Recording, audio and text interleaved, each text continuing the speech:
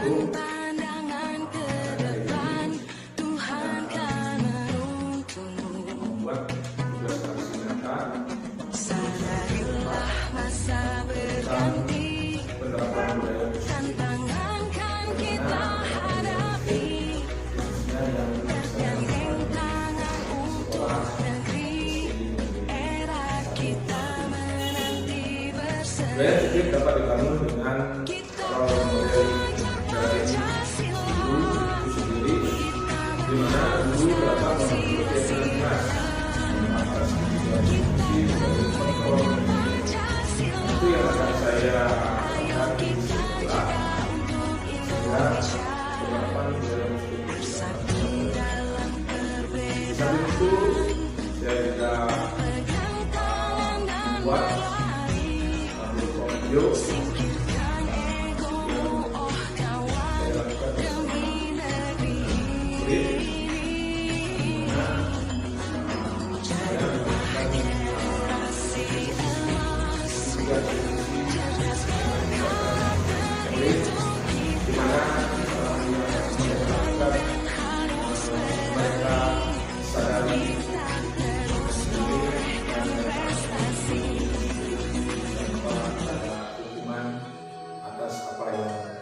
video itu yang mungkin akan saya lakukan dan di aksi nyata satu Jumat tentang penerapan budaya positif ini saya akan memberikan video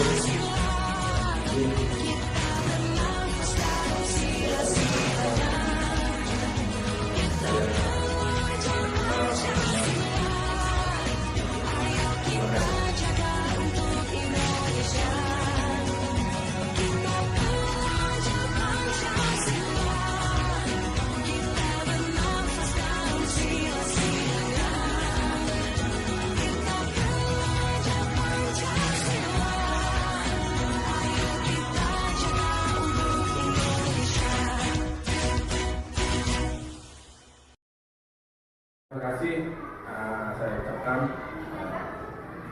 yang pertama-tama yang terhormat Bapak Kepala Sekolah SD Negeri 1 Sakti, kemudian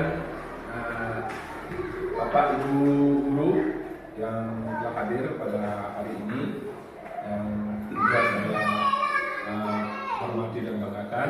Nah, pada kesempatan ini saya minta izin sama Bapak Kepala Sekolah untuk mempresentasikan tentang diseminasi pemahaman budaya positif yang akan kita lakukan di SD Negeri 1 Sakti, yang mana pada intinya kita akan bersama-sama melakukan kolaborasi untuk membentuk lingkungan yang memiliki karakter dan mampu melakukan budaya positif yang telah kita sepakati bersama. Mungkin ada pun yang akan saya presentasikan, kenalkan, mungkin tidak perlu saya mengenalkan diri karena Bapak Kepala Sekolah serta teman-teman guru yang lain sudah mengetahui identitas saya. Konsep inti dari budaya positif itu sendiri yaitu yang pertama mungkin perubahan paradigma belajar. Mungkin yang kemarin-kemarin mungkin kita belajarnya monoton, jadi anak-anak itu mengikuti apa kemauan kita sebagai seorang pendidik. Nah, karena itu dianggap keliru, maka kita akan belajar bagaimana perubahan paradigma tentang proses belajar. Terus kebutuhan dasar terhadap anak, kemudian membuat keyakinan kelas. Nah, seperti yang sudah di kelas 4 sudah ada, di sekolah SD seperti juga sudah ada keyakinan kelas. Misalnya dia harus mengerjakan tugas baik itu tiket maupun tugas-tugas yang sudah dibagikan menurut baru sesuai dengan barunya. Nah, itu adalah keyakinan kelas yang harus mereka lakukan. Terus disiplin positif. Nah, disiplin positif itu sudah di sini banyak yang melakukan itu anak-anak, mungkin dengan cara ketika kita datang memberikan salam, itu salah satu disiplin positif. Terus motivasi perilaku manusia, bagaimana kita bisa memotivasi peserta didik atau anak didik kita untuk selalu melakukan berperilaku baik atau berperilaku positif. Terus posisi kontrol restitusi. Nah, kita harus bisa melakukan posisi kontrol, di mana kita ketika menemukan siswa atau murid melakukan kesalahan, kita tidak usah menjustis bahwa perilaku mereka itu salah, tapi kita harus mencari solusi atau melakukan monitor terlebih dahulu apa yang membuat perilaku anak itu seperti itu di posisi kontrol restitusi. Karena di segitiga restitusi itu adalah kita mampu bagaimana kesalahan yang mereka lakukan itu mereka sadari sendiri tanpa pemberitahuan dari orang lain, tapi mereka dengan sendiri melakukan bahwa perbuatan saya ini adalah salah, dan untuk membenarkan perbuatan saya harus berlaku seperti ini. Nah, itu adalah segitiga restitusi. Jadi kesalahan yang mereka lakukan dan perbaikan yang mereka lakukan dengan sendiri tanpa diketahui oleh orang lain. Mungkin seperti itu Pak Pelaksana dan teman guru. Terus yang berikutnya, pembelajaran dengan paradigma baru. Nah, sini dapat saya jelaskan bahwa pembelajaran dengan paradigma baru merupakan suatu pembelajaran yang dirancang sesuai dengan pembelajaran berdiferensiasi. Pembelajaran berdiferensiasi merupakan suatu konsep pembelajaran yang mengutamakan kebutuhan dasar murid sesuai tahap perkembangannya berdasarkan sesuai teori psikologi modern. Tujuan pembelajaran berdiferensiasi untuk menunjukkan murid yang memiliki karakter mungkin belajar Pancasila. Nah, mungkin di sini kita sudah banyak melakukan. Salah satunya itu adalah melakukan gagasan orisinal atau karya yang orisinal. Terus keluasan berpikir, kita memberikan kebebasan anak untuk melakukan atau menuangkan ide yang ada pada dirinya. Terus di sini bernalar kritis. Nah, kalau yang tadi itu adalah kreatif, sekarang bernalar kritis itu bagian-bagiannya ada memperoleh dan dari proses informasi, kemudian analisis dari evaluasi penalaran, dan yang terakhir refleksi dan evaluasi. Mungkin ini bisa diterapkan dalam melakukan penilaian terhadap peserta didik. Terus berkebinekaan global. Nah, itu bagian-bagiannya ada mengenal dan menghargai budaya. Mungkin kita lingkungan kita sudah banyak peserta didik yang tahu bagaimana cara menari, terutama tari Rejang Dewa, yaitu bagian dari pengenalan dan menghargai budaya. Terus komunikasi dan interaksi antar budaya, refleksi dan tanggung jawab, dan yang terakhir berkeadilan sosial. Nah, itu yang bisa saya jelaskan di dalam berkebinekaan global. Dan sekarang bergotong royong. Nah, ini melakukan kolaborasi, terus kepedulian dan berbagi. Nah, untuk gotong royong banyak kita sudah melakukan di sini. Misalnya yang diarahkan oleh kepala sekolah dan Pak Nyoman dan dewan guru yang lain sudah melakukan kita gotong royong. Yaitu salah satunya adalah pembersihan ke tempat suci. Sudah kita lakukan. Bahkan kemarin kita sudah melakukan pembersihan lingkungan bebas dari sampah plastik, sudah kita lakukan sampai menyasar ke objek-objek pariwisata. Dan itu kita lakukan kerjasama dengan pihak-pihak swasta. Terus yang berikutnya miskonsepsi tentang makna kontrol. Nah, sini ada bagian-bagiannya ilusi guru mengontrol murid. Nah, jadi ketika ada peserta didik yang memang beda dengan yang lain, itu tidak perlu kita memiliki ilusi atau pemikiran-pemikiran yang belum tentu bisa diterima oleh peserta didik. Terus ilusi bahwa kritik dan membuat orang merasa bersalah dapat membuatkan karakter. Contohnya, ketika anak peserta didik itu melakukan kesalahan, kita tidak perlu menjustis kesalahan itu. Yang pada prinsipnya kita berpikir bahwa dengan kita mengatakan bahwa anak itu salah, maka dia karakternya akan berubah. Kadang-kadang prinsip itu bisa tidak benar, karena bisa-bisa anak itu merasa tertekan. Terus ilusi bahwa semua penguatan positif, efektif dan bermanfaat. Yang terakhir, ilusi bahwa orang dewasa memiliki hak untuk memaksa. Jadi ketika peserta didik yang kelas tinggi berasumsi bahwa mereka memiliki hak untuk memaksa adik kelasnya itu keliru, bahwa siapapun tidak memiliki hak untuk memaksa seseorang itu supaya berkeinginan yang sama sesuai dengan keinginan orang dewasa atau yang lebih besar. Terus merubah paradigma stimulus atau respon kepada pendekatan teori kontrol. Nah, ini menurut ilmuwan Stephen R. Covey, prinsip control leadership itu mengatakan bahwa bila kita ingin membuat kemajuan perlahan, sedikit-sedikit ubahlah sikap atau perilaku Anda. Namun bila kita ingin memperbaiki cara-cara utama kita, maka kita perlu mengubah kerangka acuan kita. Ubahlah bagaimana Anda melihat dunia, bagaimana Anda berpikir tentang manusia. Ubahlah paradigma Anda, skema pemahaman dan penjelasan aspek-aspek tertentu tentang realistis. Itu mungkin kita dapat juga belajar dari buku yang dibuat oleh Stephen, karena buku ini sangat bagus dalam penerapan budaya positif di lingkungan sekolah. Terus merubah paradigma stimulus respon kepada pendekatan teori kontrol. Nah, di sini ada stimulus respon, ada teori kontrol. Jadi kalau stimulus respon itu ada realistis atau kebutuhan kita sama. Nah, teori kontrolnya mungkin realistis, kebutuhan kita berbeda. Nah, saat kebutuhan kita berbeda, bagaimana kita bisa menyamakan kebutuhan itu sehingga menuju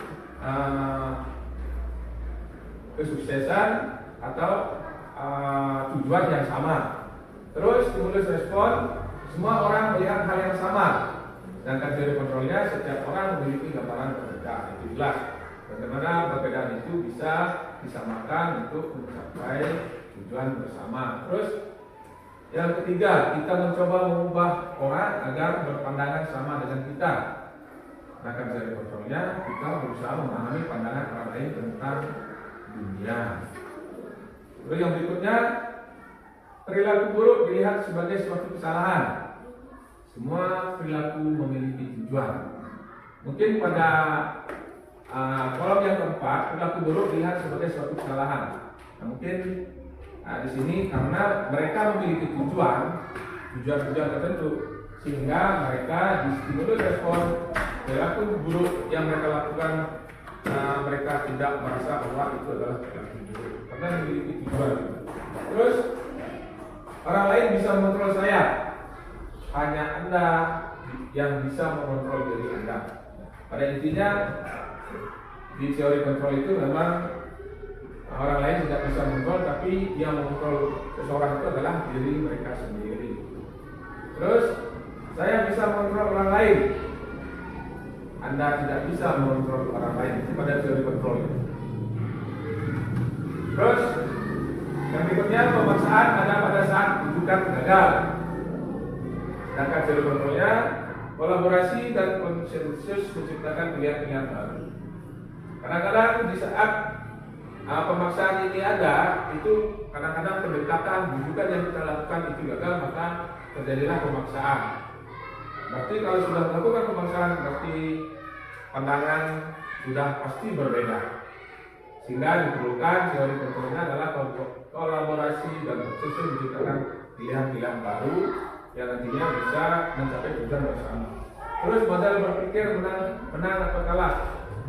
model berpikir menang atau kalah itu adalah sama di antara stimulus respon dan teori kontrol.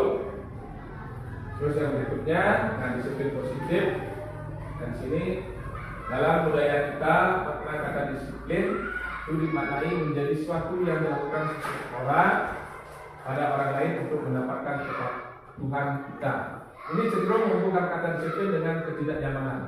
Kata disiplin juga sering dihubungkan dengan hukuman. Padahal itu sungguh berbeda karena belajar tentang disiplin positif tidak harus dengan memberi hukuman. Justru itu adalah salah satu alternatif terhadap terakhir dan kalau perlu tidak digunakan sama sekali.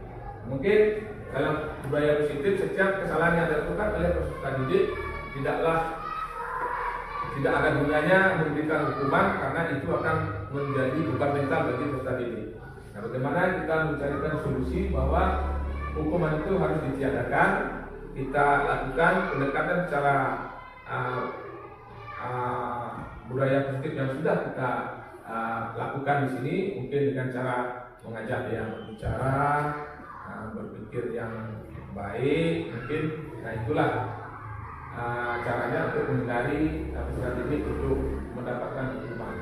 Terus yang kedua, disiplin positif merupakan salah satu cara penerapan disiplin yang bertujuan untuk menumbuhkan suatu kesadaran dan tanggung jawab yang berasal dari dalam diri atau internal, bukan karena suatu ketakutan akan hukuman maupun keinginan akan suatu penghargaan dan imbalan atau eksternal. Nah biasanya di sini itu kadang-kadang kita menerapkan disiplin positif, anak-anak itu merasa takut untuk melakukan itu karena ada sanksi atau hukuman. Nah, bagaimana kita mengubah paradigma itu? Mereka peserta didik melakukan itu semata-mata memang dengan kesadaran diri sendiri dan memang dengan kesadaran akan melakukan perubahan secara bersama-sama, bukan karena ada sanksi, hukuman atau seterusnya. Terus yang ketiga, sebagai pendidik tujuan kita adalah menciptakan anak-anak yang memiliki disiplin diri sehingga mereka bisa berlaku dengan mengacu pada nilai-nilai kebajikan universal dan memiliki motivasi intrinsik bukan ekstrinsik. Dan di sini jadi kita sebagai pendidik adalah menciptakan bagaimana anak-anak itu memiliki disiplin yang bagus, itu berdasarkan dari diri mereka sendiri, bukan dari kita yang mengarahkan mereka dan bukan dari hukuman atau sanksi yang kita lakukan di lingkungan sekolah. Tapi memang itu adalah dasarnya dari mereka sendiri. Nah, mungkin yang pertama itu yang dapat saya jelaskan. Terus di sini ada disiplin positif. Nah itu disiplin positif definisinya adalah nilai-nilai kebajikan universal, seperti nilai-nilai kebajikan yang sepakati bersama, lepas dari suku bangsa, agama, bahasa maupun kata Tuhan. Itu berarti nilai kebajikan universal atau disiplin positif itu tidak memandang suku bangsa, agama, atau bahasa atau latar belakangnya, baik itu mungkin agamanya beda, suku bangsanya berbeda, tapi disiplin positif itu harus kita lakukan secara bersama-sama tanpa membedakan. Di profil pelajar Pancasila itu menekankan pada beriman, bertakwa kepada Tuhan Yang Maha Esa dan berakhlak mulia, mandiri, bernalar kritis, berpendidikan global, bergotong royong, serta kreatif. Sedangkan di program Ibu Vermeer IS itu adalah toleransi, rasa hormat, integritas, mandiri, menghargai, antusias, empati, ingin kawan, kreativitas, serta sama percaya diri, dan yang lain adalah komitmen. Mungkin dari slide yang berikutnya. Nah, kebutuhan dasar manusia. Kebutuhan dasar manusia itu definisinya seluruh tindakan manusia memiliki tujuan tertentu. Semua yang kita lakukan adalah usaha terbaik kita untuk mendapatkan apa yang kita inginkan. Ketika kita mendapatkan apa yang kita inginkan, sebetulnya saat itu kita sedang memenuhi satu atau lebih dari satu kebutuhan dasar kita. Mungkin setiap tindakan itu memiliki tujuan tertentu. Apapun tindakan peserta didik yang dilakukan di lingkungan sekolah itu pasti memiliki tujuan-tujuan tertentu, walaupun kadang-kadang tujuan itu mungkin melanggar keyakinan kelas atau keyakinan sekolah dan kesepakatan di sekolah. Walaupun itu melanggar, tapi karena mereka memiliki tujuan sehingga mereka melakukan tindakan itu. Terus, kebutuhan dasar manusia. Nah, itu kebutuhan dasar manusia itu ada beberapa, di antaranya ada kasih sayang, kebutuhan kasih sayang dan rasa diterima oleh lingkungan. Terus kesenangan. Nah, kesenangan itu juga. Terus kekuasaan. Nah, kekuasaan ini mungkin dalam proses pembelajaran. Mungkin kekuasaan bisa bagaimana orang lain itu atau peserta yang lain bisa belajar dengan baik. Mungkin mereka juga sama menginginkan hal yang sama. Terus kebebasan, freedom. Nah, kebebasan. Nah, ini yang dimaksud adalah kebebasan dalam proses pembelajaran baik di kelas maupun di lingkungan sekolah.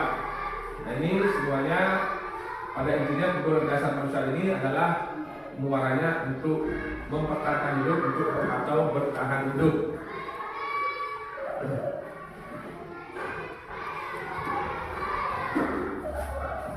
Nah, tema yang pertama adalah kebutuhan dasar manusia. Kebutuhan dasar manusia yang pertama adalah bertahan hidup. Kebutuhan bertahan hidup, survival adalah kebutuhan yang bersifat psikologis. Untuk bertahan hidup, misalnya kesehatan, rumah, makanan. Nah, kebutuhan biologis sebagai bagian dari proses reproduksi termasuk juga untuk tetap bertahan hidup. Mungkin kepala sekolah serta teman-teman guru sudah bisa memahami kebutuhan dasar manusia itu yang terletak di bertahan hidup serta definisinya. Terus kasih sayang dan rasa. Kita lanjutkan Bapak Ibu guru serta kepala sekolah. Di sini kita akan menjelaskan tentang kebutuhan dasar manusia itu penguasaan atau kebutuhan atas kemampuan, di mana kebutuhan ini berhubungan dengan kekuatan untuk mencapai sesuatu, menjadi kompeten, menjadi terampil, diakui atas prestasi dan pekerjaan kita. Nah, di sini kita menginginkan didengarkan dan memiliki rasa harga diri. Kebutuhan ini meliputi keinginan untuk dianggap berharga, kemudian bisa membuat perbedaan, bisa membuat pencapaian, kompeten, diakui, dihormati. Ini meliputi self-esteem dan keinginan untuk meninggalkan usaha. Dan kemudian kebebasan atau kebutuhan akan pilihan. Nah, kebutuhan untuk bebas adalah kebutuhan akan kemandirian, otonomi, memiliki pilihan dan mampu mengendalikan arah hidup seseorang. Anak-anak dengan kebutuhan bebas yang tinggi menginginkan pilihan. Mereka perlu banyak bergerak, suka mencoba-coba, tidak terlalu terpengaruh orang lain dan senang mencoba hal baru dan menarik. Mungkin itu bagian dari kebutuhan dasar manusia. Kemudian yang berikutnya adalah kesenangan atau kebutuhan untuk merasa senang. Dan di sini kebutuhan akan kesenangan adalah kebutuhan untuk mencari kesenangan, mungkin bermain dan tertawa. Bayangkan hidup tanpa ketentuan apapun betapa menyedihkan. Biasa menghubungkan kebutuhan akan kesenangan dengan belajar. Semua hewan dengan tingkat intelijensi tinggi seperti anjing, ada lumba-lumba, ada mata dan lain-lain. Saat mereka bermain, mereka mempelajari keterampilan hidup yang penting. Manusia tidak berbeda. Terus untuk menghindari ketidaknyamanan, nah, ini di sini memotivasi perilaku komersial. Yang pertama itu untuk menghindari ketidaknyamanan atau hukuman. Nah, terus yang kedua untuk mendapatkan imbalan atau penghargaan dari orang lain. Nah, kemudian yang ketiga untuk menjadi orang yang mereka inginkan dan menghargai diri sendiri dengan nilai-nilai yang mereka percaya. Nah, kemudian hukuman, kita bahas tentang hukuman tidak terencana atau tiba-tiba. Kemudian kita tidak tahu apa yang akan terjadi atau tidak dilibatkan. Terus bersifat satu arah. Kemudian berupa hukuman fisik atau psikis. Nah, konsekuensi itu yang pertama terencana disepakati, boleh tetap keluar tidak nyaman, terus sikap guru selalu memonitor murid, terus distribusi dalam proses menciptakan kondisi bagi murid untuk memperbaiki kesalahan, terus proses kolaboratif yang mengajarkan murid untuk mencari solusi sendiri. Nah, kemudian sini murid di depan kelas sambil mengangkat kaki satu, karena tidak bisa menjawab pertanyaan. Coba sekarang cocokkan mana yang apakah dia termasuk hukuman atau sanksi yang perilaku murid itu berdiri di depan kelas sambil mengangkat kaki satu, karena tidak bisa menjawab pertanyaan. Jadi kita menghukum murid untuk mengangkat kakinya sebelah. Apakah itu termasuk hukuman atau sanksi? Mungkin Bapak Ibu guru di sini itu termasuk apa? Hukuman. Ya. Terus yang kedua, membersihkan upah dari meja tulis karena tersenggol pada saat belajar. Apakah itu termasuk hukuman atau sanksi? Mungkin itu adalah termasuk sanksi atau konsekuensi atas perbuatan mereka sehingga bisa menumpahkan air. Maka konsekuensinya adalah mereka sendiri yang membersihkan. Terus membersihkan catatan dibuatnya di meja tulis, itu juga merupakan konsekuensi. Terus kemudian diminta untuk push up 15 kali karena kita menggunakan masker di sekolah. Itu karena sudah fisik, pasti itu adalah hukuman. Nah, itu hukuman. Terus seleksi kontrol guru. Nah, sini berdasarkan pada teori kontrol William Besser, dosen berkesimpulan ada 5 fungsi kontrol yang diterapkan seorang guru, orang tua ataupun atasan dalam melakukan kontrol. Yang pertama, itu ada penghukum, sebagai manajer, sebagai pemantau, sebagai teman, sebagai pembuat atau pembuat pasal-pasal. Itu 5 fungsi kontrol yang ada menurut Dr. William Besser. Terus penghukum, seseorang penghukum bisa menggunakan hukuman fisik maupun verbal. Lalu orang-orang yang menjalankan sistem hukum senantiasa menyatakan bahwa sekolah memerlukan sistem atau alat yang dapat menekan murid lebih dalam lagi. Guru-guru yang menerapkan sistem hukum akan berkata, patuhi aturan saya atau awas, kamu selalu saja salah, selalu pasti selalu yang terakhir selesai. Guru seperti ini senantiasa percaya hanya ada satu cara agar pembelajaran bisa berhasil, yaitu caranya sendiri, yang membuat merasa bersalah. Pada kondisi ini biasanya guru akan bersoal lebih lembut. Membuat merasa bersalah akan menggunakan keheningan dan yang membuat orang lain merasa tidak nyaman, bersalah atau menahan diri. Kata-kata yang keluar dengan lembut akan seperti, ibu sangat kecewa sekali dengan kamu. Berapa kali Bapak harus memberitahu kamu ya? Gimana coba kalau orang tua kamu tahu kamu membuat begini? Definisi ini murid akan memiliki kelainan diri yang buruk tentang diri mereka. Murid merasa tidak berharga dan telah mengecewakan para orang yang bersayang. Terus, bagaimana kita menempatkan posisi atau guru pada posisi ini tidak akan menyakiti murid, namun akan tetap berupaya mengontrol murid melalui persuasi teman pada guru, bisa negatif ataupun positif. Positif di sini berupa hubungan baik yang terjalin antara guru dan murid. Guru di posisi teman menggunakan hubungan baik dan humor untuk mengenali seseorang. Mereka akan berkata, ayo bantulah demi Bapak ya. Ayo ingat. Tahu, ayo ingat, tidak bantuan Bapak selama ini. Tahu ya, sudah kali ini tidak apa-apa, nanti itu bantu bereskan. Hal negatif dari posisi teman adalah bila suatu saat guru tersebut tidak membantu, maka murid akan kecewa dan berkata, saya pikir Bapak atau Ibu teman saya. Murid merasa dikecewakan dan tidak mau lagi berusaha.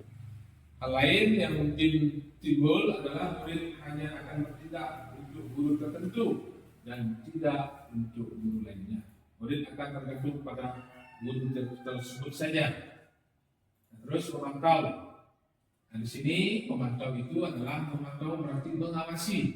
Pada saat kita mengawasi, kita bertanggung jawab atas perilaku orang-orang yang kita awasi.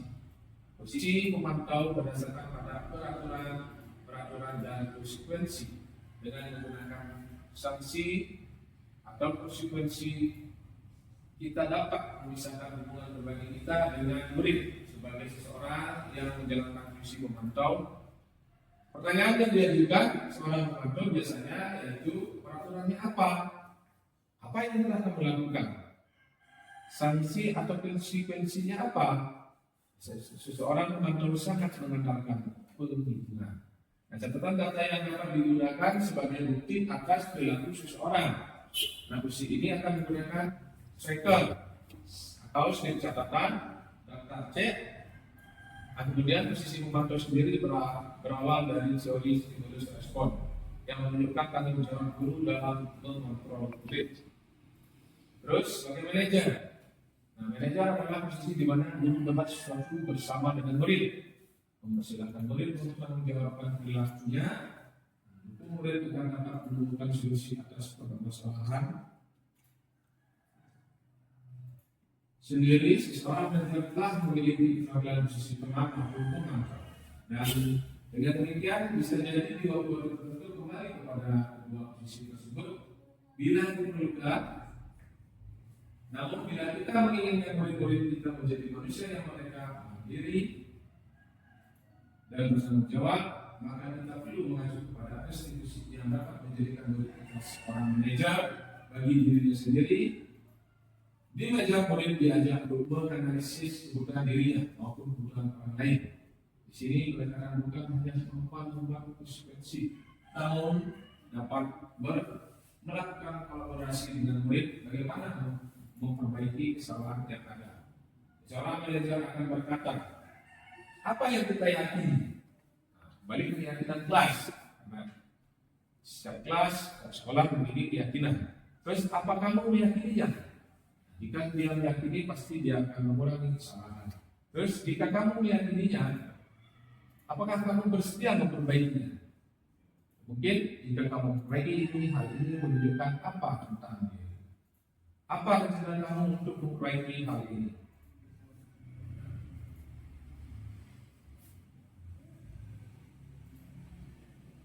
Terus tugas seorang manajer bukan untuk mengatur perilaku seseorang. Kita membimbing murid untuk dapat mengatur dirinya. Seorang manajer bukannya memisahkan murid dari kelompoknya, tidak boleh. Tapi mengembalikan murid-murid tersebut ke kelompoknya dengan lebih baik dan kuat. Bisa jadi dalam praktek penerapan disiplin sehari-hari kita akan kembali ke posisi teman atau pemantau. Karena murid yang kita ini belum siap diajak berdiskusi atau diundang melakukan diskusi, namun perlu disadari tujuan akhir dari 5 fungsi kontrol seorang guru adalah pencapaian posisi manajer, di mana posisi inilah murid dapat menjadi pribadi yang mandiri, merdeka dan bertanggung jawab atas segala perilaku dan sikapnya, yang pada akhirnya dapat menciptakan lingkungan yang positif, nyaman dan aman. Mungkin posisi kontrol mana yang sering mengucapkan pernyataan berikut. Saya kecil masalah dengan kamu. Mungkin mereka membuat merasa bersalah di posisinya. Terus sanksi atau konsekuensinya apa? Terus saksi di sini sebagai pemantau. Terus apa rencana kamu untuk memperbaiki hal ini? Manajer. Terus patuhi aturan saya atau awas. Ini sebagai apa ya? Apakah manajer atau sini sebagai penghukum? Karena pada dasarnya kita menekankan pada peserta didik untuk mematuhi aturan yang kita buat. Nah, ayo bantulah demi Bapak ya. Nah, ini sebagai teman. Terus keyakinan kelas. Kenapa keyakinan kelas bukan peraturan kelas? Nah, itu karena keyakinan kelas. Sini, kenapa kita memiliki peraturan tentang penggunaan helm pada saat mengendarai kendaraan roda 2 atau sepeda motor? Itu kemungkinan jawabannya adalah untuk kesehatan atau keselamatan. Nah, kita menggunakan helm yang pasti untuk keselamatan dalam mengendarai sepeda motor. Yang kedua, kenapa kita memiliki peraturan tentang penggunaan masker dan mencuci tangan setiap saat? Nah, kemungkinan jawabannya adalah untuk keselamatan atau untuk kesehatan. Nah, kemudian yang kita jelas nilai keselamatan dan kesehatan inilah yang kita sebut sebagai suatu keyakinan, yaitu nilai-nilai kebajikan universal yang disepakati secara tersirat dan tersurat, lepas dari latar belakang suku, negara, bahasa maupun agama. Seseorang akan lebih bergerak dan bersemangat untuk menjalankan keyakinannya daripada hanya sekedar mengikuti siaran kelas peraturan tertulis tanpa makna. Bermurid pun demikian, mereka perlu mendengarkan dan memahami arti sesungguhnya tentang peraturan-peraturan yang diberikan. Apa nilai kebajikan di balik peraturan tersebut? Apa tujuan utamanya, dan menjadi tidak tertarik atau takut sebenarnya sekedar mengikuti serangkaian peraturan-peraturan yang mengatur mereka tanpa memahami tujuan pilihannya. Ini sebelum menentukan keyakinan sekolah dan kelas. Yang pertama, mempersilakan warga sekolah atau murid-murid di sekolah atau kelas untuk bercurah pendapat tentang peraturan yang perlu disepakati di sekolah atau kelas. Kemudian yang kedua, mencatat semua masukan-masukan para murid atau warga sekolah di papan tulis atau di kertas besar atau kertas ukuran poster ya, di mana semua anggota kelas warga sekolah bisa melihat hasil curah pendapat tersebut. Mungkin di kelas sini sudah ada, di sekolah di perpustakaan ada. Yang ketiga, susunlah keyakinan kelas sesuai prosedur pembentukan keyakinan sekolah dan kelas. Gantilah kalimat-kalimat dalam bentuk negatif menjadi positif. Nah, seperti contoh kalimat negatif, jangan berlari di kelas atau koridor. Kalimat positifnya, berjalanlah di kelas atau koridor. Terus yang keempat, tinjau kembali daftar curah pendapat yang sudah dicatat. Anda mungkin akan mendapati bahwa pernyataan yang tulis dicatat masih banyak yang berupa peraturan-peraturan selanjutnya. Agar warga sekolah atau murid-murid untuk menemukan nilai kebajikan atau keyakinan yang ditunjukkan dari peraturan tersebut. Nah, kemudian dijawablah keyakinan kelas atau sekolah secara bersama-sama. Seharusnya setelah beberapa peraturan telah disatukan menjadi beberapa keyakinan, maka jumlah murid pernyataan keyakinan akan berkurang. Sebaiknya keyakinan sekolah atau kelas tidak terlalu banyak, bisa berkisar antara 3-7 prinsip keyakinan. Bila mana terlalu banyak, maka warga kelas akan sulit mengingatnya dan akibat sulit untuk dijalankan. Lalu yang keenam, setelah keyakinan sekolah atau kelas selesai dibuat, maka semua warga kelas dipersilakan meninjau ulang dan menunjuknya dengan menandatangani keyakinan sekolah atau kelas tersebut, termasuk guru dan semua warga murid. Dan yang ketujuh, keyakinan sekolah atau kelas selanjutnya bisa diletakkan di dinding kelas di tempat yang mudah dilihat semua warga kelas. Segitiga diskusi, dan sini definisinya, jadi suatu dialog yang dilakukan antara guru dengan murid yang memiliki suatu kasus atau pelanggaran untuk membantu murid menjadi seseorang yang mandiri dan bertanggung jawab. Sini ada segitiga institusi, validasi tindakan yang salah, terus menanyakan keyakinan, menstabilkan identitas. Yang pertama, menstabilkan identitas. Tidak ada manusia yang sempurna. Setiap orang pernah melakukan kesalahan. Terus, yang kedua, validasi tindakan yang salah. Kamu tentu punya alasan. Dua, tanyakan cara yang efektif. Yang ketiga, menanyakan keyakinan. Keyakinan apa yang kita sepakati? Bayangan tentang kelas yang ideal itu seperti apa? Terus, menstabilkan identitas. Mungkin di sini Bapak Ibu personal dapat memahami apa yang telah saya buat. Itu menstabilkan identitas. Mungkin bagian dasar dari segitiga kemudian untuk mengubah identitas. Silakan Bapak Ibu coba perhatikan slide yang ada di tembok itu. Di sana ada mungkin dengan cara kita meyakinkan anak-anak dengan cara mengatakan kalimat-kalimat seperti berikut ini. Yang pertama, berbuat salah itu tidak apa-apa. Walaupun mereka salah, tapi kita bilang tidak apa-apa.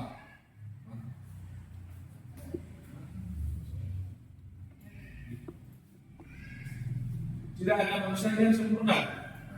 Terus yang berikutnya, saya juga pernah melakukan kesalahan seperti itu. Nah, walaupun kita tidak pernah melakukan kesalahan, tapi kita tetap harus mengungkapkan akibat. Saya juga pernah melakukan kesalahan seperti itu. Nah, untuk mengurangi rasa bersalah atau membuka percayaan diri tadi. Terus kita bisa menyelesaikan ini. Kita berikan dia pemahaman bahwa kita pun bisa melakukan atau menyelesaikan masalah ini. Terus Bapak atau Ibu tidak tertarik mencari siapa yang salah, tapi Bapak Ibu ingin mencari solusi dari permasalahan. Ya,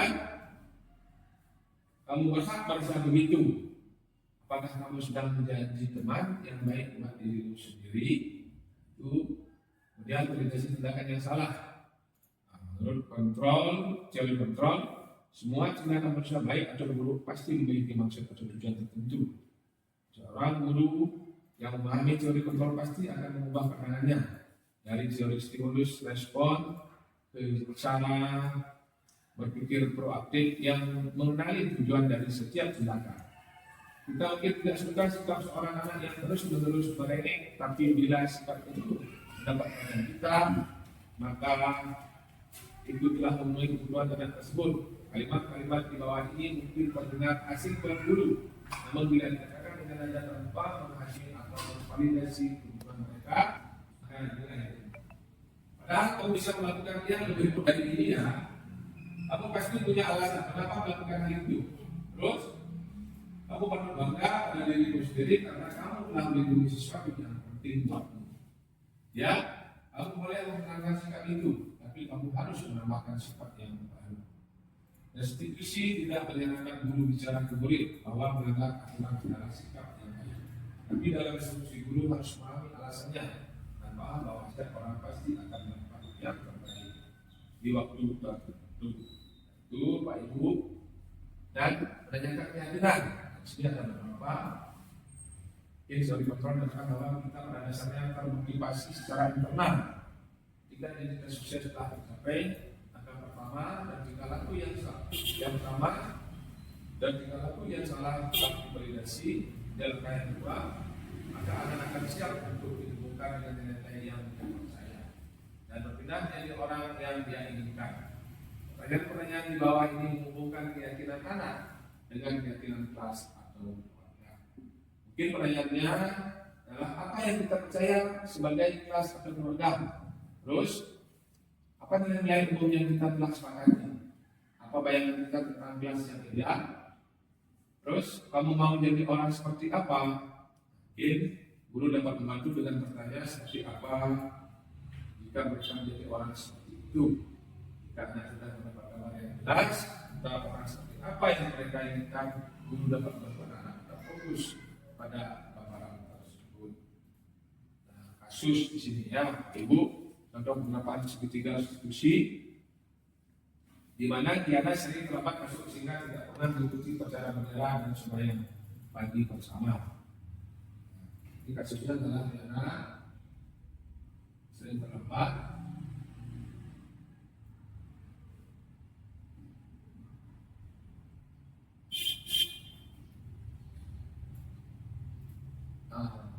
Ya, kita dapat menggunakan refleksi, perasaan, pemahaman sampai pada 7. Nah, di sini dulu Bapak Ibu untuk mengklarifikasi tindakan yang salah. Mungkin Bapak Ibu sudah pernah melakukan itu. Proses pembentukan keyakinan sekolah ke kelas. Nah, ini bisa melibatkan semua, mungkin peserta didik, ya, semua lawan sekolah ini harus ikut di dalamnya. Mungkin saya akan bilang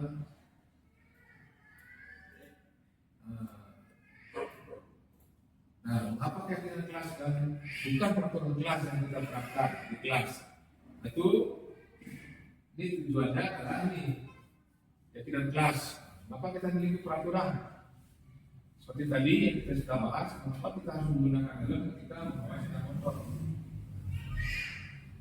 Mungkin kalau kita membuat pertanyaan seperti itu dan kita memberikan pada teman sejawat pertanyaan itu, mungkin jawabannya adalah untuk keselamatan, mungkin menjaga diri dari hal-hal yang tidak diinginkan, mungkin salah satunya ini. Yang pastinya mungkin jawaban pada intinya adalah untuk kesehatan atau keselamatan. Dan kita yang dapat memberi pertanyaan yang nomor 2, mengapa kita memiliki peraturan tentang penggunaan masker? Ini terjadi pada kemarin saat COVID, ya. Mungkin saat sekarang hanya juga kita melihat ada beberapa orang atau anak menggunakan masker. Nah, kalau kita bertanya kepada mereka, mungkin jawaban yang mereka akan keluarkan adalah mereka menggunakan masker untuk keselamatan atau untuk kesehatan. Nah, jadi keyakinan kelas, ya. Nah, ini nilai-nilai keselamatan atau kesehatan. Inilah yang kita sebut sebagai suatu keyakinan. Itu nilai-nilai kepercayaan universal yang disepakati, ya, yang disepakati secara tersirat dan tersurat. Mungkin setelah kita membuat itu di dalam kertas karton yang besar, terus lepas dari latar belakang suku negara, kita tidak boleh membeda-bedakan suku, negara, bahasa maupun agama. Terus seseorang akan lebih tergerak dan bersemangat untuk menjalankan keyakinannya daripada hanya sekedar mengikuti serangkaian peraturan tertulis tanpa makna. Nah, murid-murid pun demikian. Mereka perlu mendengarkan dan memahami arti sesungguhnya tentang peraturan-peraturan yang diberikan. Apa nilai kebajikan di balik peraturan tersebut? Apa tujuan utamanya? Dan menjadi tidak tertarik atau takut sehingga hanya sekedar mengikuti serangkaian peraturan-peraturan yang mengatur mereka tanpa memahami tujuan dia.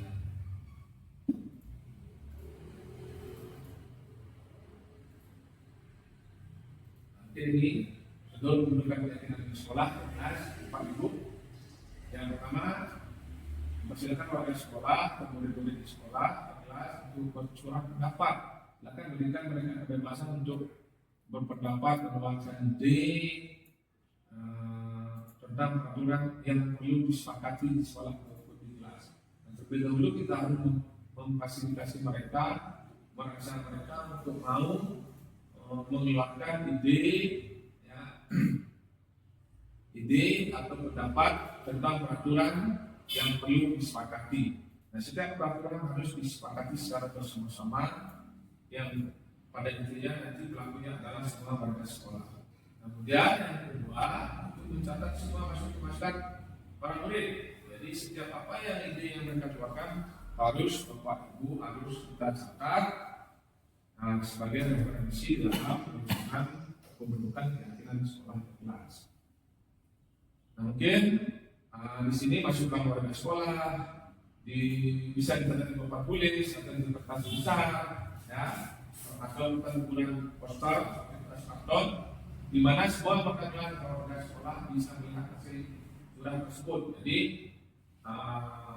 tempelkanlah di tempat-tempat seperti ini di lingkungan sekolah sehingga semua warga sekolah bisa melihat surat-surat pendapat yang telah dikemukakan oleh warga sekolah itu sendiri. Kemudian susunan keyakinan kelas sesuai prosedur. Nah, sini pembentukan keyakinan sekolah atau kelas. Gantilah kalimat-kalimat dalam bentuk negatif menjadi positif. Contoh ya, Pak Ibu, mungkin kalimat negatifnya adalah jangan berlari di kelas. Ya, dalam koridor. Nah, kalimat positifnya berjalanlah di kelas. Jalanlah di kelas. Itu kalimat positifnya. Terus yang keempat, tinjau kembali daftar surat pendapat yang sudah dicatat. Nah, harus dicek surat pendapat yang telah Bapak Ibu dicatat. Mungkin Anda akan mendapati bahwa pernyataan yang tertulis di sana masih banyak yang berupa peraturan-peraturan.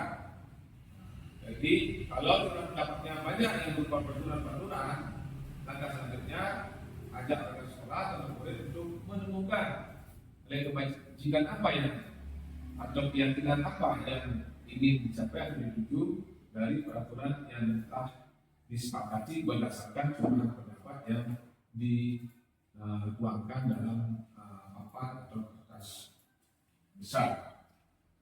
Itu Bapak Ibu. Terus, kedua, pembentukan keyakinan sekolah atau kelas. Nah, di sini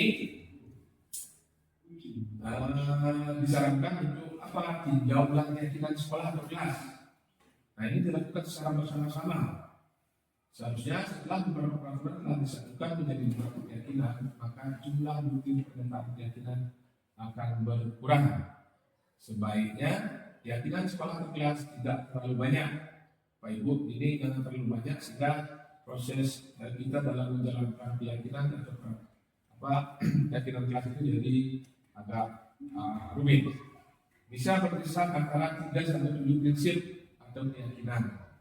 Bila mana terlalu banyak, maka warga kelas akan sulit mengingatnya dan akibatnya sulit untuk dijalankan. Nah, itu. Ketika Bapak Ibu dalam penyusunan keyakinan kelas terlalu banyak keyakinan kelas atau sekolah yang kita tulis, kita sepakati, maka itu akan mengalami kesulitan di dalam proses mengingatnya atau dalam proses menjalankan keyakinan kelas itu sendiri. Nah, maka dari itu disarankan untuk paling banyak untuk pembuatan keyakinan kelas dan sekolah itu di antara 3 poin sampai 7 poin. Itu Pak Ibu poin kelima. Sekarang kita lanjut ke poin ke-6. Setelah keyakinan sekolah atau kelas selesai dibuat, maka semua warga kelas dipersilakan meninjau ulang. Meninjau ulang lagi, cek mungkin dan menyetujuinya dengan menandatangani keyakinan sekolah atau kelas tersebut termasuk guru dan semua warga murid. Nah, jika setelah pengecekan itu semua telah disepakati dan disetujui, maka kewajiban atau silakan semua warga sekolah itu termasuk guru sekolah silakan menandatangani keyakinan sekolah yang telah kita sepakati untuk kita jalankan bersama-sama. Nah, kemudian yang ketujuh, keyakinan sekolah atau kelas selanjutnya bisa diletakkan di dinding kelas atau di tempat yang mudah dilihat semua warga kelas. Jika sudah kesepakatan kelas itu disepakati dan ditandatangani, wajib dan juga menempel kesepakatan kelas dan kesepakatan sekolah itu di dinding sehingga semua warga sekolah bisa melihat atau menjalankan. Kemudian kita sampai pada segitiga institusi. Nah, sini segitiga institusi itu adalah suatu dialog yang dilakukan antara guru dengan murid yang memiliki suatu kasus pelanggaran. Untuk murid menjadi seseorang yang mandiri dan bertanggung jawab. Jadi pada segitiga restitusi ini kita menerapkan dialog pada murid yang memiliki suatu kasus atau pelanggaran. Tidak perlu kita menjelaskan bahwa anak itu melakukan kesalahan dan harus mendapatkan hukuman. Tidak perlu kita melakukan itu, tapi kita memberikan sebuah pemahaman bahwa pelanggaran yang mereka lakukan itu mereka sendiri yang melakukan dengan mencari solusi sendiri dari permasalahan yang mereka timbulkan. Jadi Pak Ibu, tiga institusinya. Yang pertama harus stabilkan identitas, ya, tidak ada manusia yang sempurna pada itu. Setiap orang pernah melakukan salah. Itu pasti ya Pak Ibu, yang kita pasti melakukan kesalahan. Terus yang kedua, validasi tindakan yang salah. Ya, di antaranya kamu tentu punya masalah.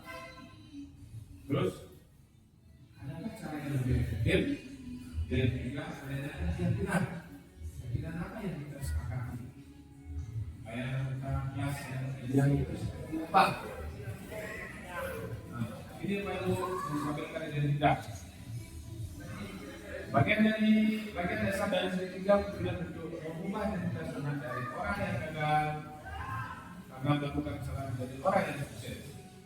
Anak yang menganggap aturan karena sedang mencari perhatian dalam anak yang sedang melakukan kesalahan. Yang mencoba untuk memenuhi kebutuhan dasarnya yang ada benturan. Kalau kita seperti dia, maka kita akan tetap penyebabnya dalam visi gagal.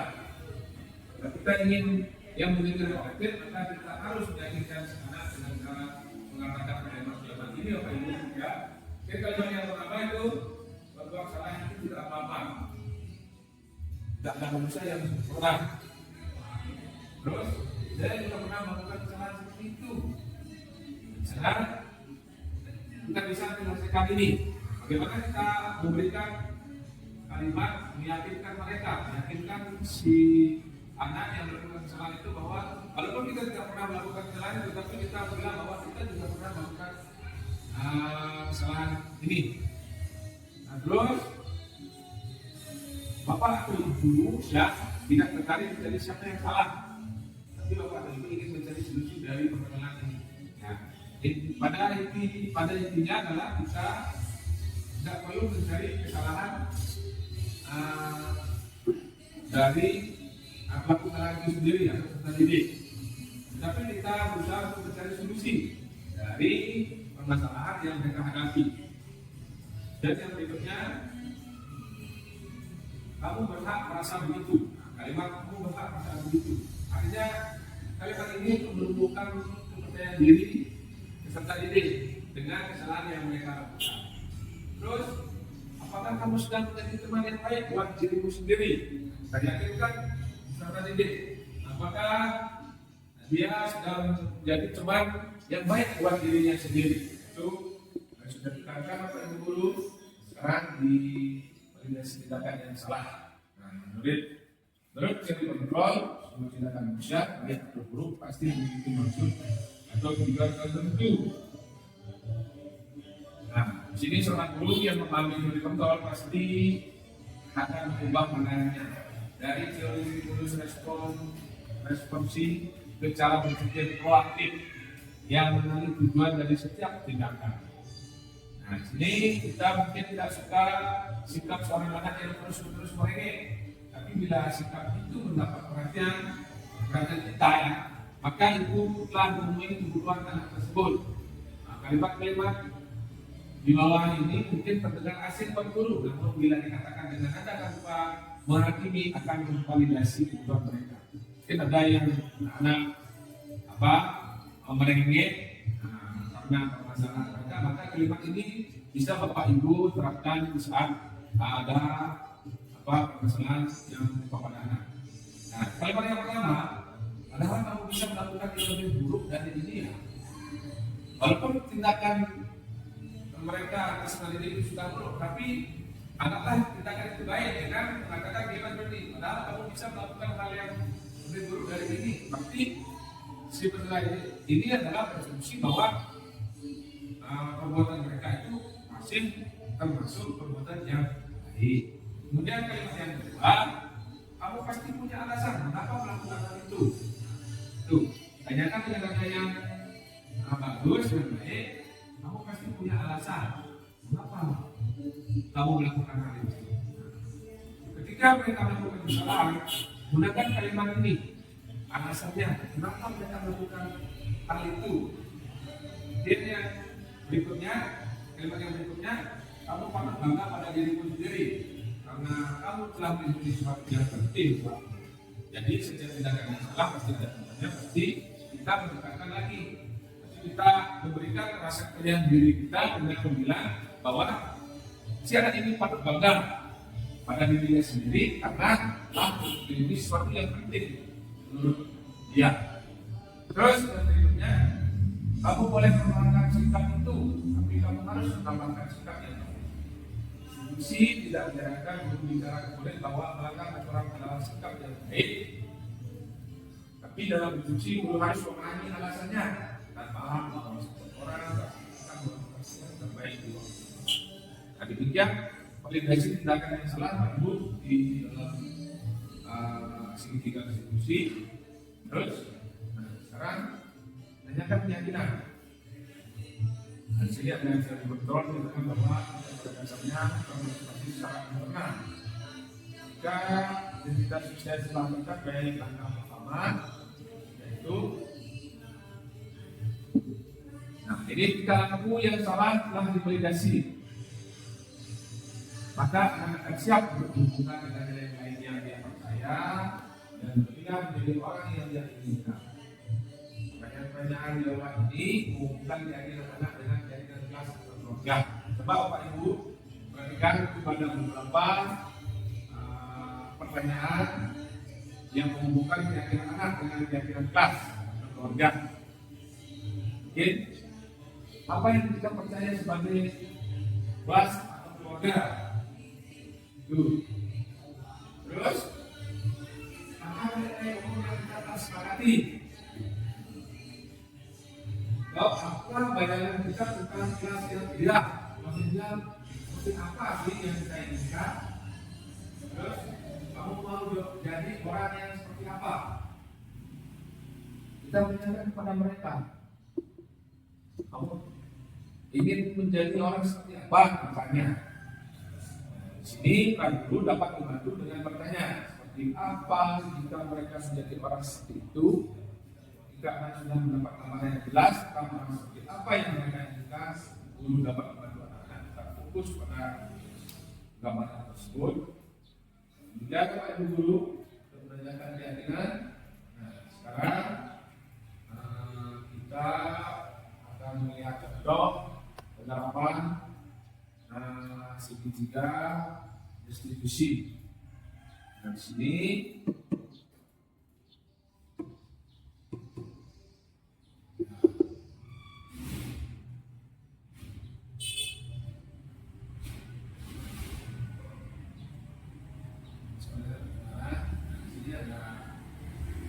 Bapak Ibu dilakukan oleh salah seorang anak yang bernama Bapak, di mana mereka melakukan kesalahan, yaitu tidak menggunakan sepatu.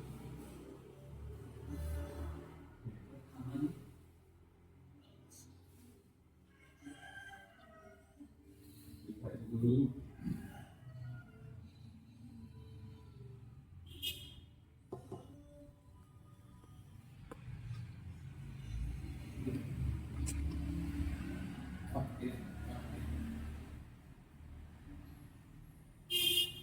Itu Pak Ibu guru.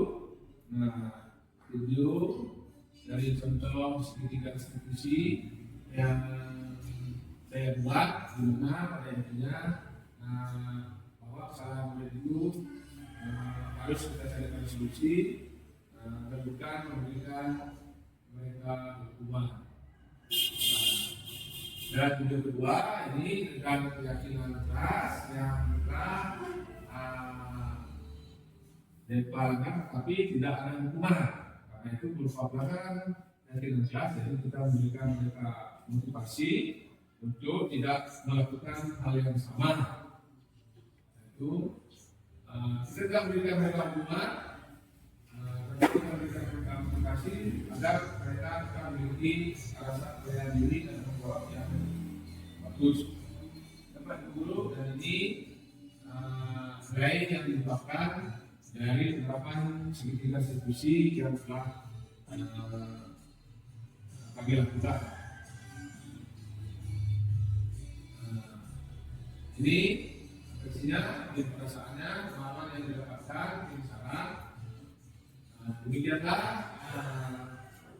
presentasi, inspirasi tentang budaya positif yang telah saya terapkan atau kita terapkan Bapak Ibu di sekolah. Mudah-mudahan kedepannya saat kita melakukan budaya positif ini secara berkelanjutan sehingga kita mencapai tujuan secara bersama-sama, yaitu dengan penerapan budaya positif ini sekolah kita semakin memiliki akhlak mulia yang baik. Demikian pemaparan dari saya atas waktunya terhadap pemaparan saya ini pada intinya budaya positif di lingkungan sekolah kita. Saya ucapkan terima kasih. Saya tutup dengan berusaha dialog.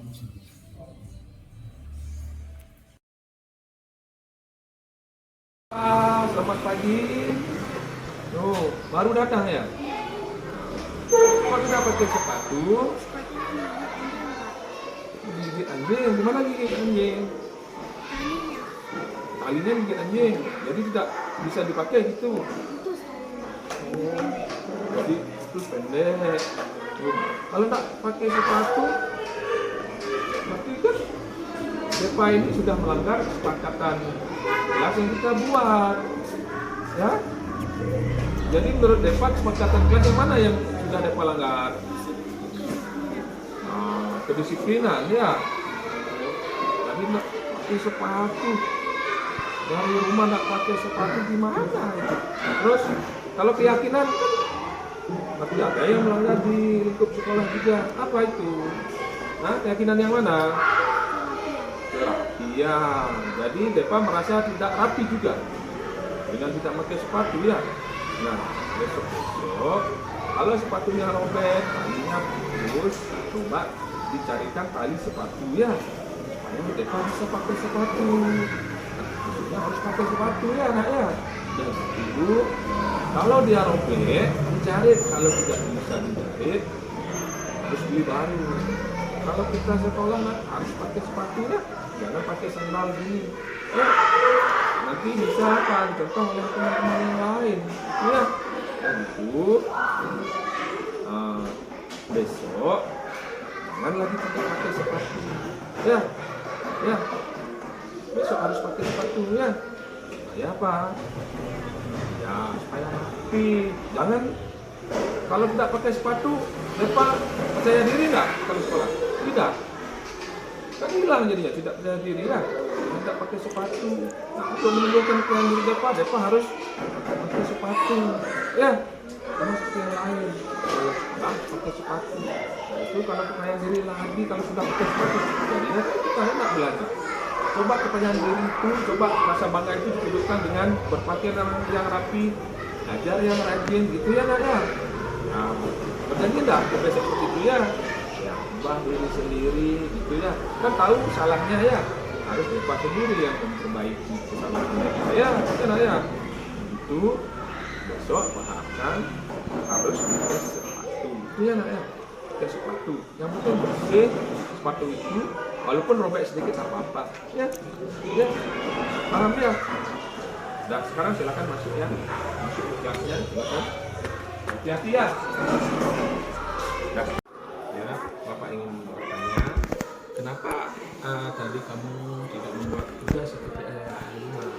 Saya lupa, Pak. Kok bisa lupa? Apa? Kesibukan apa di rumah? Kok bisa lupa membuat ini? Buat Bantuin dadon. oh, bantuin nenek. Ngapain bantuin nenek? Supaya cepat. Kerjaan apa yang kamu bantu? Cari rumput buat dikasih sapi. Cari rumput. Oh, kamu udah gini biara sapi, ya? Iya. Berarti kan gini Depa, dengan Depa tidak membuat PR, berarti ada kesepakatan kelas yang Depa langgar. Ya, apa itu? Tidak mengerjakan tugas atau PR. Ya, udah tahu ya. Tapi kesepakatan kelasnya adalah tidak mengerjakan tugas atau PR. Kalau keyakinan kelasnya gimana? Tanggung jawab. Berarti kalau tidak mengerjakan PR, berarti tanggung jawabnya gimana? Kurang ya? Mau tidak mengerjakan PR? Belum ya? Karena Depa sudah tahu Depa tidak mengerjakan PR dengan alasan membantu nenek untuk mencari rumput, untuk diberikan sapi. Nanti bisa kok membantu nenek tetap ya. Tapi kalau sudah selesai membantu nenek mencari makanan rumput, ya mencari makanan sapi, belum kerjakan PR ya, ya nak ya. Nah, dengan mengerjakan PR berarti tidak melanggar apa? Kelas, keyakinan kelas yang telah kita buat bersama-sama ya, ya nak ya.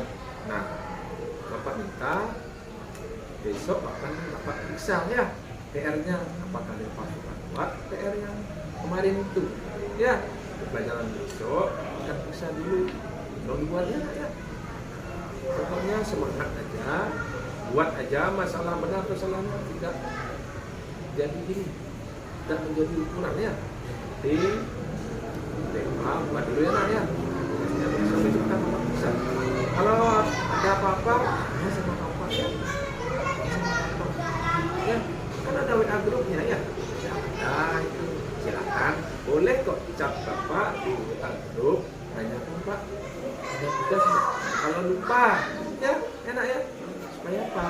Supaya lupa bukannya tidak ya. Jadi tidak memiliki karakter yang baik dan bermanfaat. Ya nak ya. Sepertinya besok ucapkan ya semampunya. Kalau misalnya tidak ada yang belum dipahami, Pak ya, kan ya. Masih siap nak besok mengerjakan tugas ya? Ya, terima kasih. Stop. Sestu. Perkenalkan, nama saya Iwayan Saputra. Hari ini saya senang karena dibimbing dan mempunyai kepercayaan diri lagi. Terima kasih.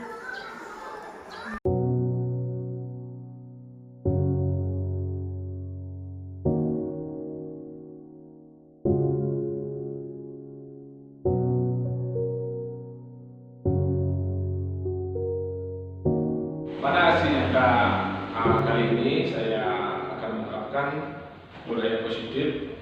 Adapun latar belakang yaitu di mana sekolah merupakan tempat bagi siswa untuk mengembangkan potensi dan karakter yang dimiliki.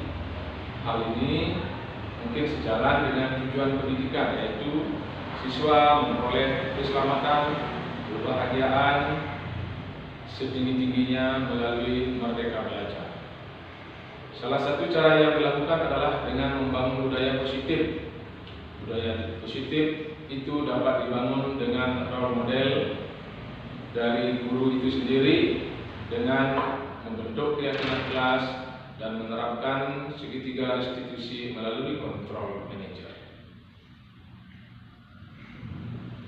Setelah itu juga dapat dilakukan dengan meningkatkan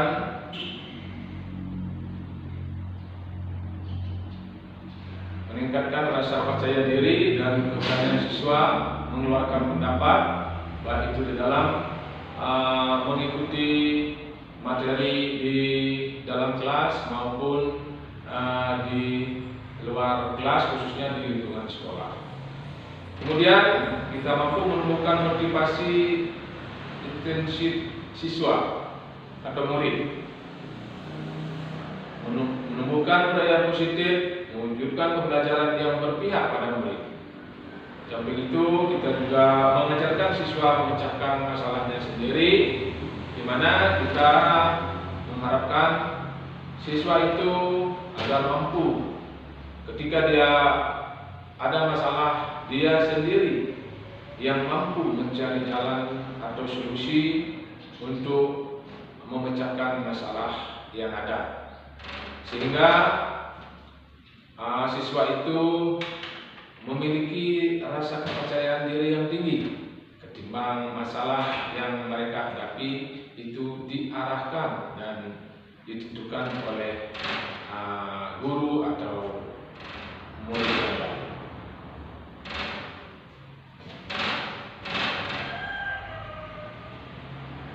Kemudian tolak ukur dalam penerapannya yaitu siswa berani tampil dan menyampaikan pendapatnya baik di kelas maupun di lingkungan sekolah. Kemudian tersusunnya kesepakatan atau keyakinan kelas yang dibuat dan ditandatangani oleh guru dan siswa. Mungkin di kelas ini sudah ada, mungkin bisa ditempel di dinding. Kalau sudah ada kesepakatan kelas atau keyakinan kelas itu sudah tersusun, nah itu ditempelkan di dalam kelas sehingga semua murid atau siswa dapat melihat. Kemudian siswa mampu menampilkan karakter yang positif baik di kelas maupun di lingkungan sekolah. Terus pembelajaran yang menyenangkan dan berpusat pada siswa. Jadi siswa itu tidak merasa bosan ketika mengikuti proses pembelajaran baik itu di kelas maupun di lingkungan sekolah. Siswa mampu menentukan solusi dari apa yang mereka pelajari. Kita mungkin membuat siswa itu menjadi gembira atau senang. Apapun yang mereka lakukan harus berdasarkan apa yang gembira.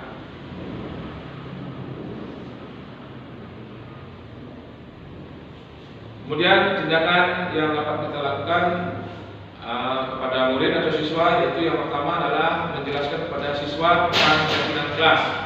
Jadi keyakinan kelas apa yang kita buat itu harus kita jelaskan maksud dan tujuannya. Kemudian keyakinan kelas itu harus kita susun bersama-sama, bukan hanya disusun oleh guru, tapi disusun secara bersama atau kolaborasi antara guru dan murid. Kemudian menandatangani keyakinan kelas yang telah kita sepakati. Di samping itu kita harus merancang terlebih dahulu, kemudian kita mampu mempraktekkan segitiga diskusi, dan yang pada intinya sebelum kita menentukan atau merancang keyakinan kelas atau mempraktekkan segitiga institusi, kita harus mendapatkan izin atau mohon izin kepada kepala sekolah untuk melakukan sosialisasi. Kemudian kita harus melakukan kolaborasi dengan rekan untuk melakukan sosialisasi tersebut. Dan terakhir, menerapkan kegiatan dan institusi secara berkelanjutan dan konsisten. Mungkin dalam penerapan kesepakatan kelas atau keyakinan kelas dan segitiga institusi kita memerlukan dukungan. Adapun dukungan yang kita perlukan yaitu diantaranya adalah kerjasama kepala sekolah, guru, siswa untuk dapat bersama-sama berupaya konsisten dalam penerapan budaya positif di sekolah tersebut. Kemudian dukungan dari orang tua juga sangat kita perlukan, atau dukungan dari wali murid untuk menerapkan budaya positif. Di samping itu kita juga memerlukan sarana dan prasarana berupa alat dan bahan, misalnya seperti yang teman-teman lihat, nanti kita memerlukan kertas atau spidol dan mungkin proyektor serta internet.